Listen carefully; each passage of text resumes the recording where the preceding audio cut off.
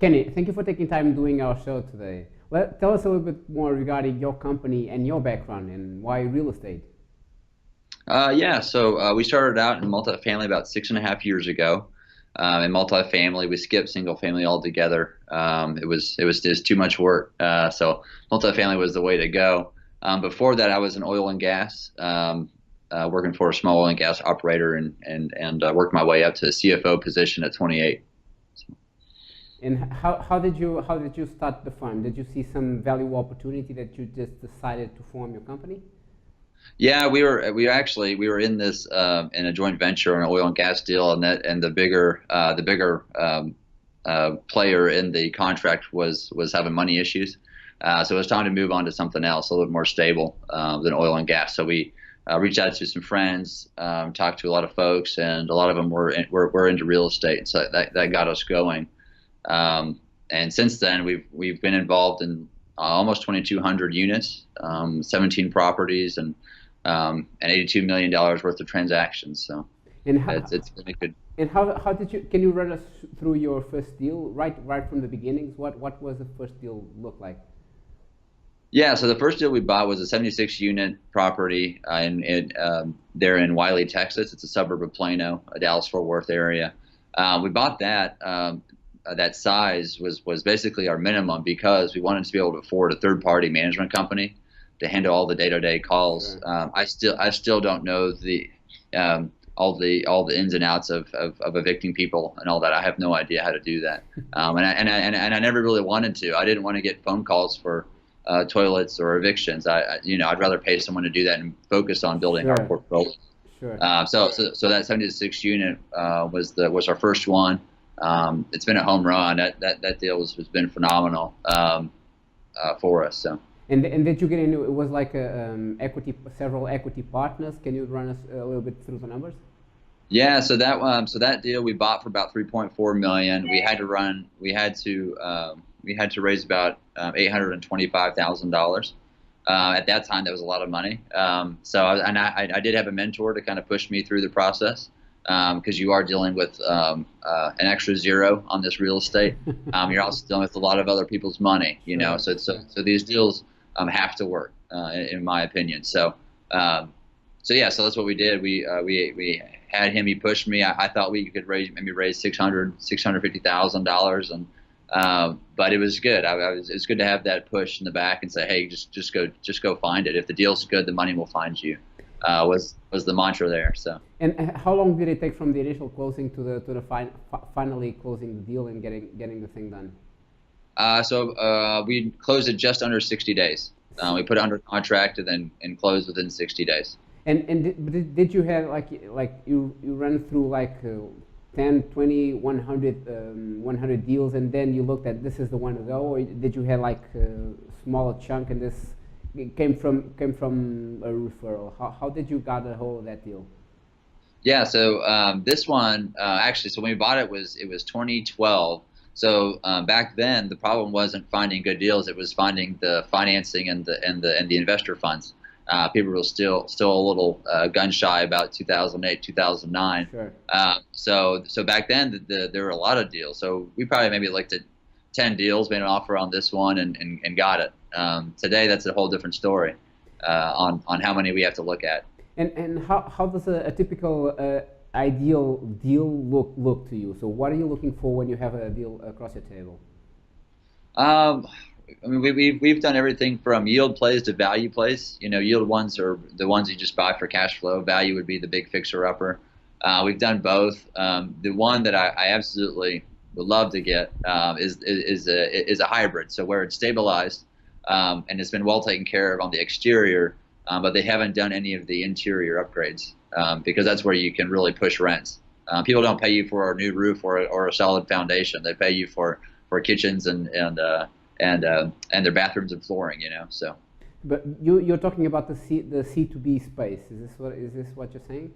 Yeah, I'm sorry. Yeah, so we mostly play in the B and C space. We've got one, I call it an A-. It's built in 2000, but most of them have been B and C. We've actually have bought a D, but no one calls it that. So There's no equity build-up on the properties, at least in my opinion. So these types of properties you're looking for, is this a cash flow play, and you're looking for stabilized properties, or you are fine having like a lower occupancy and then taking care of it after you buy the deal? Oh, so we've done both, but the ideally we'd have one that's stable, so we can go get a Fannie Mae or Freddie Mac loan. So those are non-recourse loans. And then once we do our business plan of upgrading half the units, go back to Fannie Mae or Freddie Mac and get a supplemental loan. So that'd be a secondary loan on top of our initial loan to pull our equity out. So we've done that 6 times now. 5 of them, we've returned 100% of the investor's initial equity back to them within 32 months. So that's the method I really like, because we get to keep the property, but we also have almost all of our money out of the deal as well. So, but you do the deal, then you refi and keep building up towards? Yeah, I mean, we've done a full refinance once. The majority of the time we do a supplemental loan with Fannie Mae. So we just put a secondary loan on top of the existing loan. Okay, and how long is the typical holding period for you for these types of deals?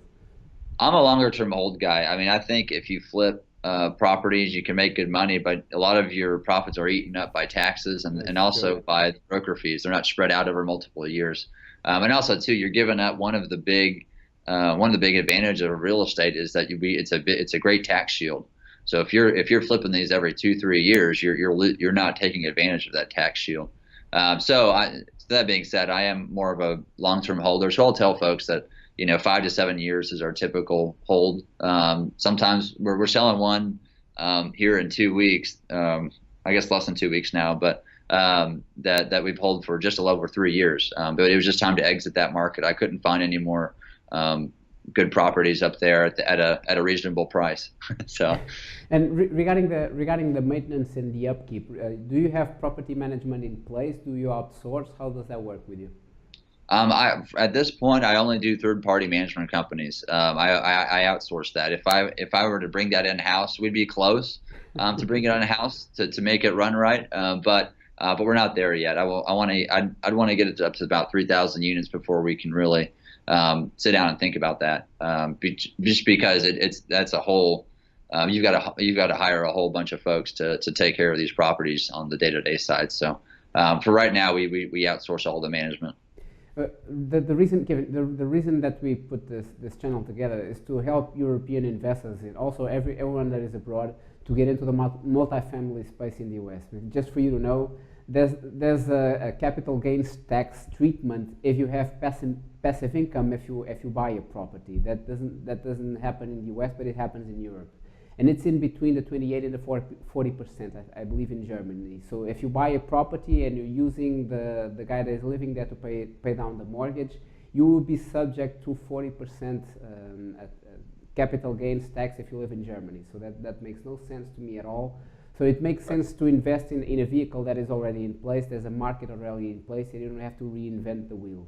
So the whole idea is to get people on board to do this. But the first hurdle that at least in hindsight is if you live in the middle of nowhere, you don't know anyone in the US, and you're trying to invest, you don't know the difference between street A and street B, so you need the eyes and people that you could trust in order to do it. So how would you go about and give your best advice if someone is willing to go to the US and start pulling the trigger, so to speak, and start to invest in multifamily properties? Yeah, I mean, I guess the first piece of advice I would say is to really do your homework on the deal sponsor.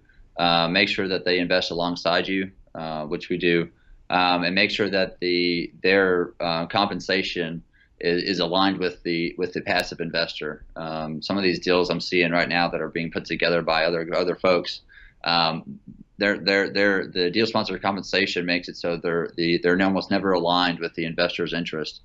So I think that's a big deal. I mean, for us, it's the way we structure it, we're always aligned, and on top of that, we invest money in the deal. So that's the first thing I would say. I've had to rescue 2 properties from a different deal sponsor that were going south. I had to step in and be voted in and take over and clean them up, and that was a lot of it. Is that the deal sponsor just didn't have when the property started to go sideways a little bit. He didn't reach out. He didn't know how to fix it. And so so anyway, so I learned a lot saving those two properties. So but double check your the deal sponsor, ask around, ask for ask for investors that have invested with them, look at their track record. I would say that's number one. And then number two would be location, I would say. So we only invest in landlord-friendly states. So I'll pick on California. It's really hard to evict somebody in California. I've heard it's 3 to 6 months and 9 months if they know what they're doing. So which if you're paying your mortgage and it takes 9 months to evict someone who's not paying your rent, that's not a good that's not a good business model. So we typically stay. We not typically. We stay in states that are landlord friendly.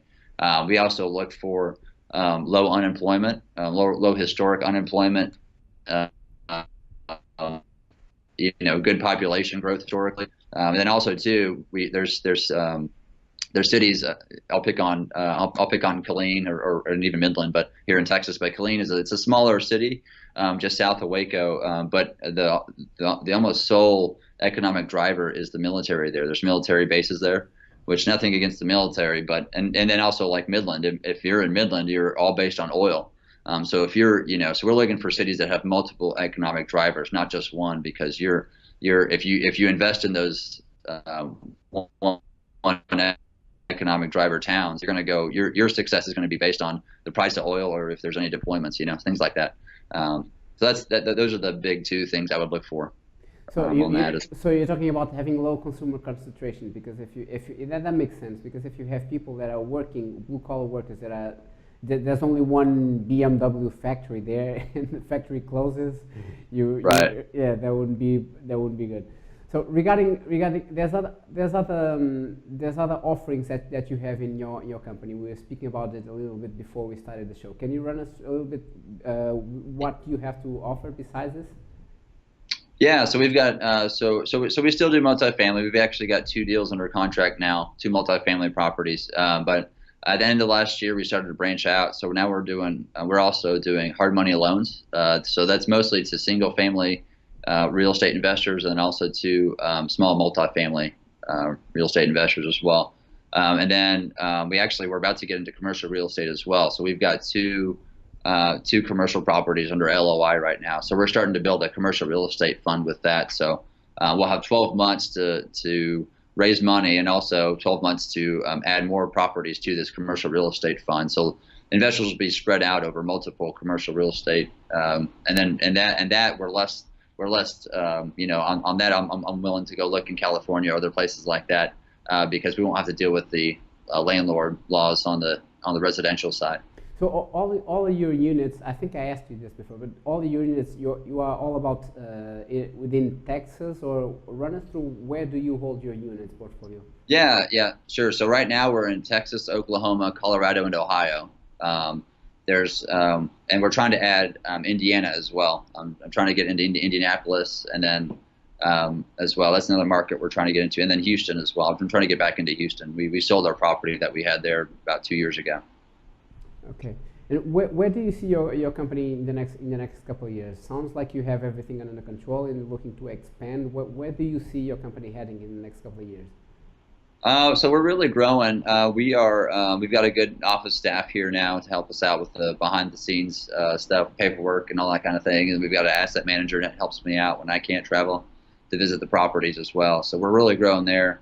We actually had 2 interns this summer too, so that was fun. But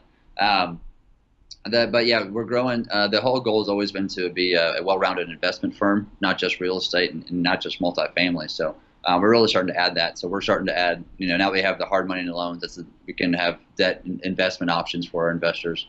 Multifamily, we're getting into commercial real estate. So we're really starting to branch out and be a full-service investment firm. So let's say today you got a hold of a new client. You have a European investor, a listener that likes what he hears so far, so he wants to invest with you. Run us a little bit regarding the process for this new client that you will be having. Yeah, sure. So we've got a few overseas folks that have invested with us. What my SEC attorney has told me is the easiest way is for them to create a U.S. entity, so an LLC or LP, however they want to set it up, whatever's easier for them regarding their their nationality status and all that kind of stuff. But so we've got a few folks that have done that. So they've created a U.S. entity that has invested in some of our multifamily properties. And by doing that, it streamlines the taxes and all that on my side. So.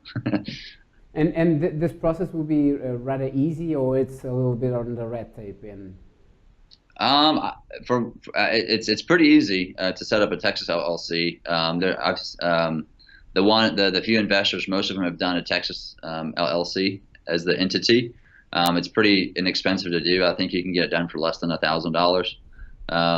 So it's fairly easy, and they can do it usually within about 2 weeks or so.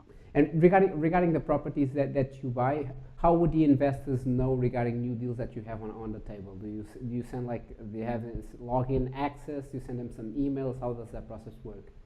Right. Yeah. So what we do, what we'll do is, so folks would have to email me at our email address at info@wolfe, and that's WOLFE-RE.com.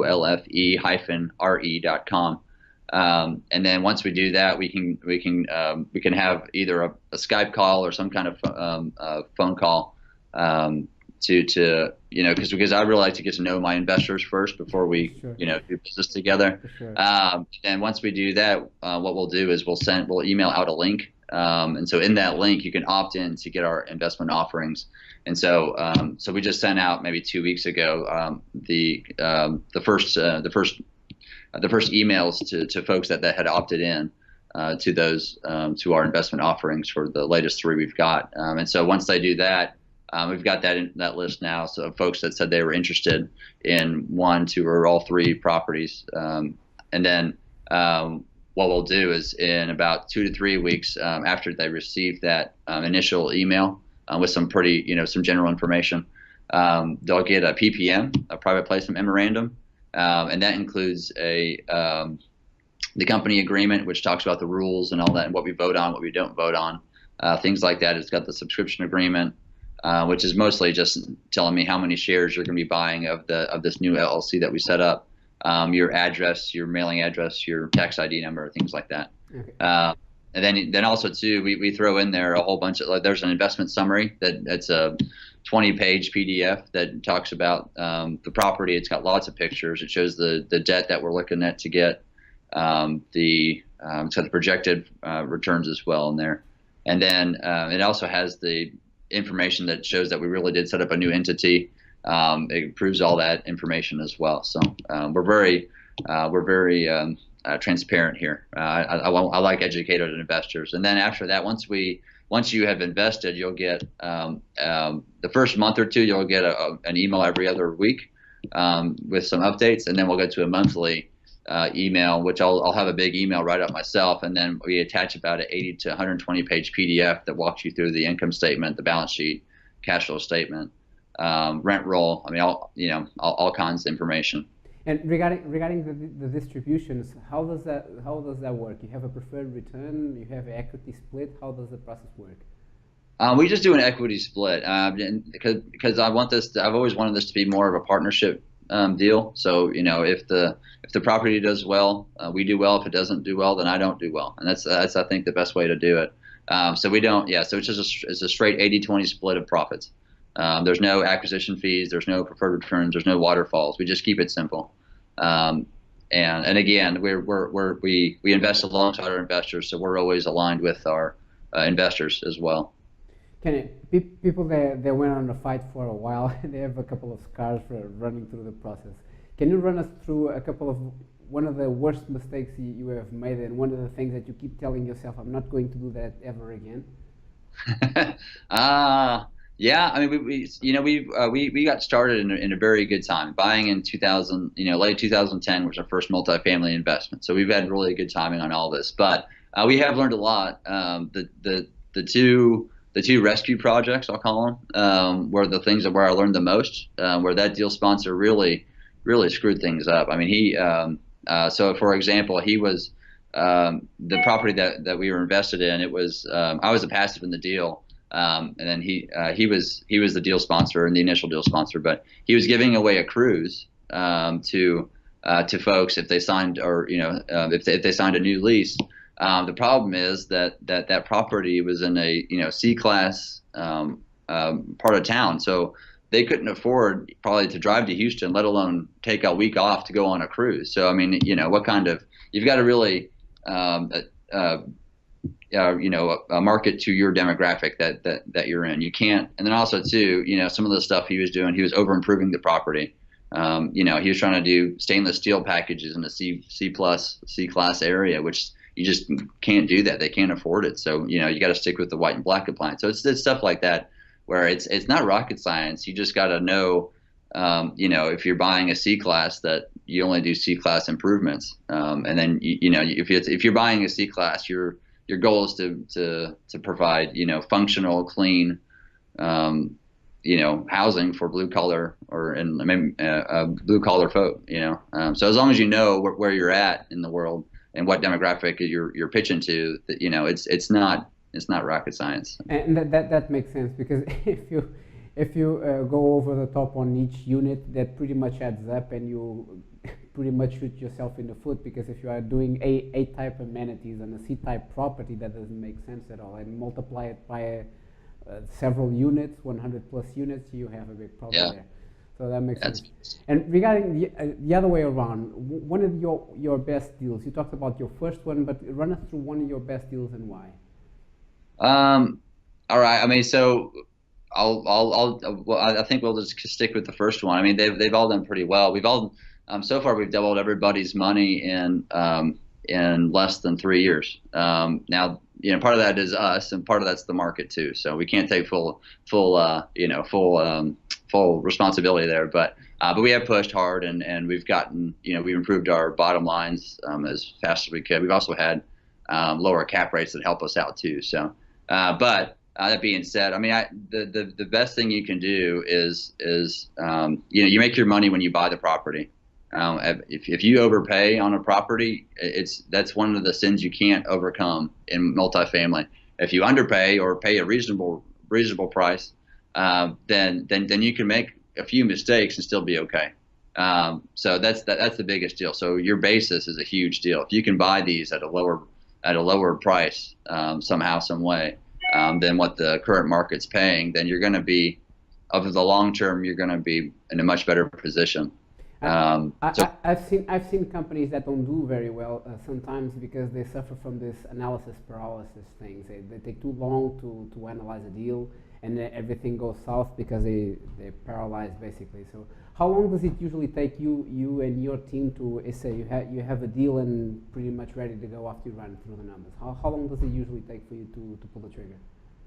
It takes us initially on the initial underwriting about 10 to 15 minutes. We can, we've got an analysis spreadsheet that I've cleaned up, and now it's very streamlined. So within 10, 15 minutes, we know it's a rough analysis, but we'll know it, but it's pretty accurate. What we'll do is once I do that, I go back to the broker and talk to him and see if we're within 90% of the price they want. If we're 90% or less within that price, then we make an offer. Then we go do a little bit more in-depth analysis. If we're not, then we move on to the next one. It's just not worth our time. And these deals, you typically get them from brokers, and they are off market, right? I mean, it really depends. Most of ours have been on market. But that being said, the past 18 months, we've been focusing on off-market deals that have deferred maintenance or have management issues, because that's a way for us to get a lower price per unit. I'm all about the basis. You've got to have that low. Otherwise, it's really tough on you. So that's what we've been focused on the past 18 months is our off-market deferred maintenance deals. Back in 2010 to 2013, I'd even say we were buying deals on market, and we were paying a fair price. It wasn't it was a fair deal. But now with prices, at the peak or near the peak, you got to be really careful today. Okay, but do you still see some opportunities in the markets that you are at, or you see them kind of scarce and try to look for other markets? I mean, there's always, I mean, no matter when you're in the cycle, there's always deals out there. It's just a little bit hard to find them these days. So we had to probably look at 100 unit or 100 properties to find, maybe 10 that we offer on, and we might get one of them these days. That wasn't the case a few years ago, yeah, I mean, the two we have now, it was on market, but it didn't sell. So we came back in and offered a fair price and on one of those, and the other one was an off-market deal. Wasn't very well marketed. Let me take that back. It was a very small broker that marketed it, and they weren't getting much traction. So we made a fair offer on that deal. Karen, regarding reading habits, as you know, I sent you my book list. I'm a bookworm. I see that's the only way to get ahead is start learning and then starting to pull the trigger. So run us through a couple of your books, so favorite books you have. Yeah, I like that. I'm a big reader too. I try to read at least 10 minutes a day, at least. I mean, really anything with the business background or anything related to business, I'll read. But some of my favorites, I wrote them down here. The ones that kind of really got me going were Rich Dad Poor Dad. That's probably one you hear a lot. And then the second one would be Unlimited Power by Tony Robbins. That was a big book. I think I credit that one for really helping me buy my first deal. Kind of get out of my own way with the mindset portion of it. And then there's a lot of others too, that like Think and Grow Rich by Napoleon Hill, Richest Man in Babylon by George Clason, and then Buying and Selling Apartment Buildings by Steve Burgess as well is a good one. But there's a lot out there. Like right now, I'm currently reading the Steve Jobs biography. I read the biography on the guy from Starbucks. So really, I'll read any kind of business background book. And then also too, I'm a big Warren Buffett.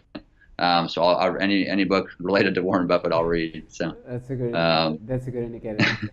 That's a really good indicator. Where can our listeners get a hold of you and get in contact with you? Yeah, sure. So our website is www.wolfe, WOLFE-RE.com,